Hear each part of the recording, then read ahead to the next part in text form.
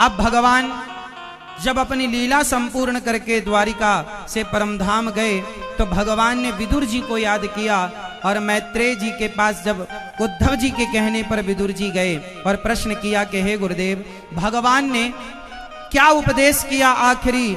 तब विदुर जी को मैत्रेय जी ने जो जो समझाया वो जरा ध्यान से सुनिए। विदुर जी मैत्रेय जी से कह रहे हैं कि भगवान का अवतार क्यों होता है, भगवान सृष्टि क्यों करते हैं। अब भगवान सृष्टि क्यों करते हैं जरा इसे ध्यान से समझिएगा। सबसे पहले जब से धरती पर जब कुछ नहीं था तब कौन था बताओ? जब कोई नहीं था तब कौन था? भगवान। आपके माता पिता कौन हैं? आपके माता पिता कोई होंगे जो भी आप नाम बताएं। अच्छा बताओ, भगवान के माता पिता का नाम क्या है?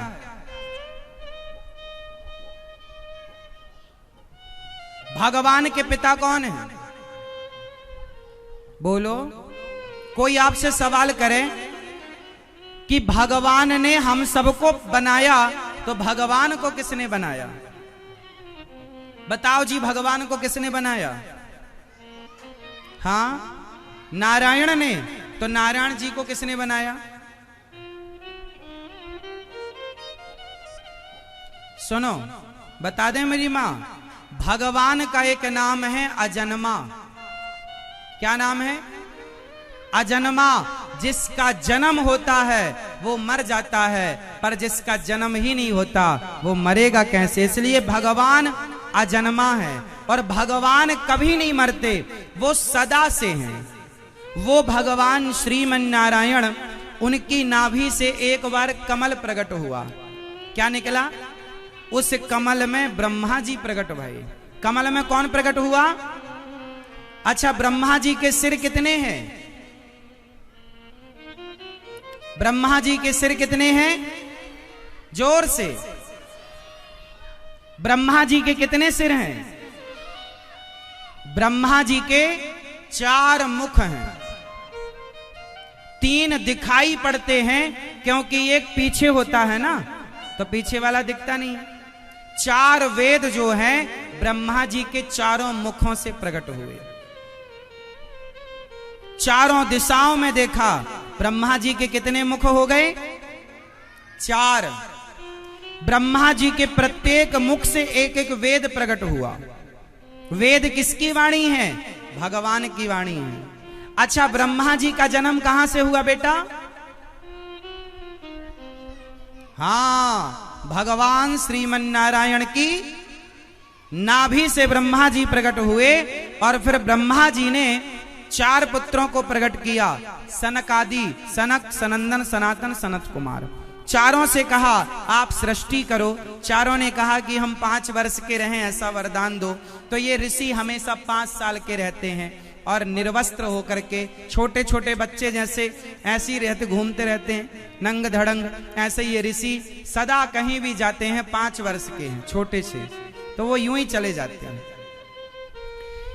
फिर ब्रह्मा जी ने 10 ऋषियों को प्रकट किया, उनमें एक नारद जी।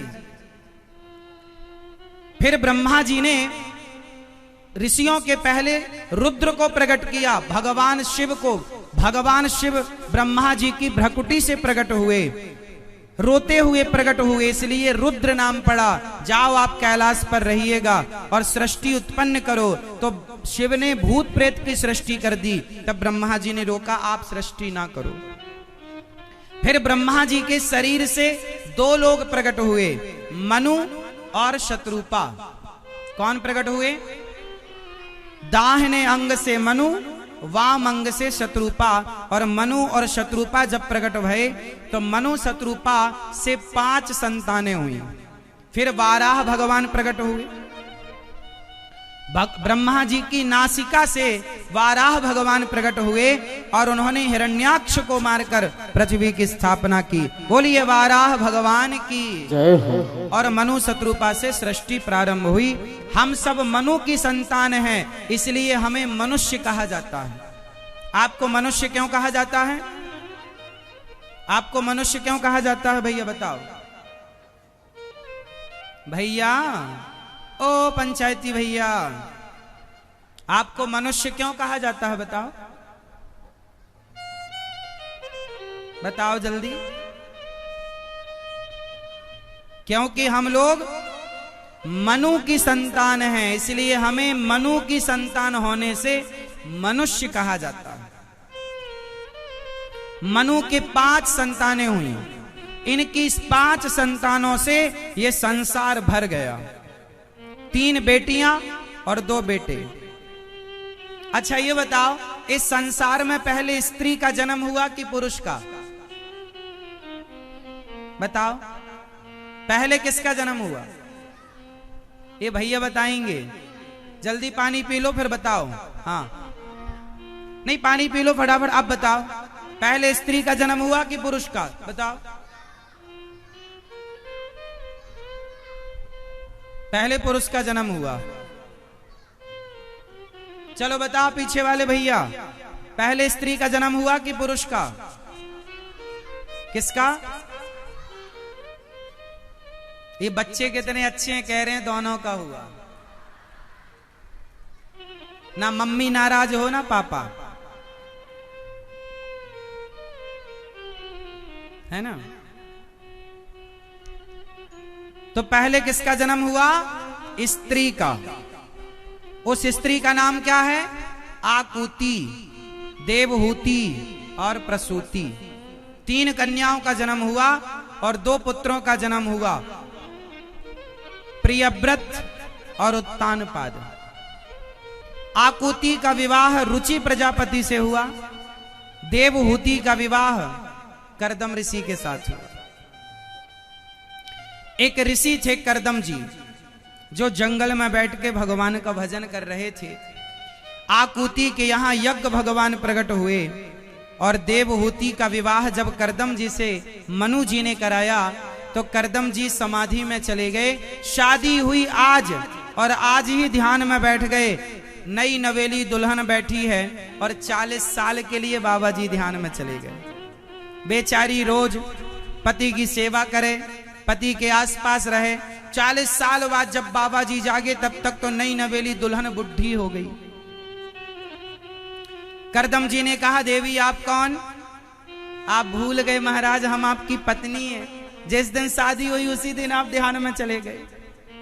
पर धन्य है पत्नी कि पति के ध्यान में वो बने रहे और वो उनकी सेवा करती रही, छोड़कर कहीं चली नहीं गई। कर्दम जी बोले, देवी हम आपके त्याग और सेवा से प्रसन्न हुए, कुछ मांग लो। देवहूति मां ने कहा, आप जैसे तपस्वी पति से और क्या चाहिए? हमें एक पुत्र की कामना है। कर्दम जी ने उन्हें बिंदु सरोवर में स्नान कराया और उनके तपस्या के प्रभाव से माता देवहूति बूढ़ी हो गई थी। उनके तपोबल से वो फिर 16 साल की हो गई उस बिंदु सरोवर में स्नान करने से। दिव्य उनका लेप हुआ, दिव्य उनका सौंदर्य फिर उन्हें प्राप्त हुआ। और कर्दम जी भी 20 वर्ष के हो गए और एक सुंदर सा विमान बनाया कर्दम जी ने, कामक विमान। उस विमान पर वो यात्रा पर निकले और कर्दम जी की 9 बेटियां हुई। कर्दम जी की कितनी बेटियां हुई? 9। इन्हीं को कहते हैं नवधा भक्ति।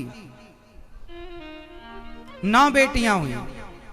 कर्दम जी की 9 बेटियों का विवाह ब्रह्मा जी के 9 मानस पुत्रों से हुआ।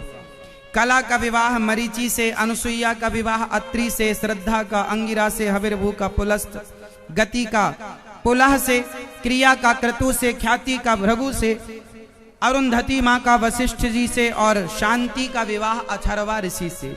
ये कर्दम जी की 9 बेटियों का विवाह संपन्न हुआ। अब कर्दम जी ने अपनी पत्नी से हाथ जोड़कर कहा, देवी मेरी जिम्मेदारी पूरी हो गई, बेटियों का मैंने घर बसाया, अब मुझे आज्ञा दो मैं भगवान का भजन करने जाऊं।